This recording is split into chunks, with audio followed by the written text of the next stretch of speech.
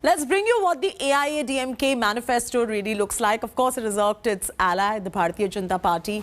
It has requested the centre to drop the CAA. This is not going to go down well with the BJP. It has asked for a reduction in the fuel prices as well. Let's see what else. Say free 6 gas cylinders to every household has been promised by the AIADMK in its election manifesto. The government jobs to at least one member in a household as well. All these poll promises coming in ahead of the election. Increasing maternity leave to 1 year.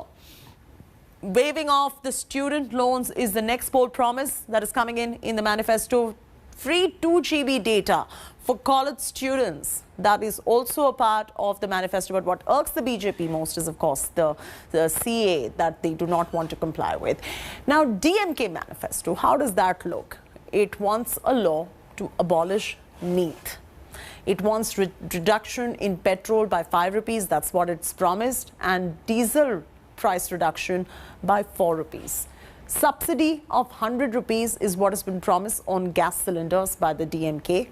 75% job quota for the residents of Tamil Nadu has been promised in the DMK manifesto. 10 lakh jobs every year. If you notice, it's focusing a lot on jobs.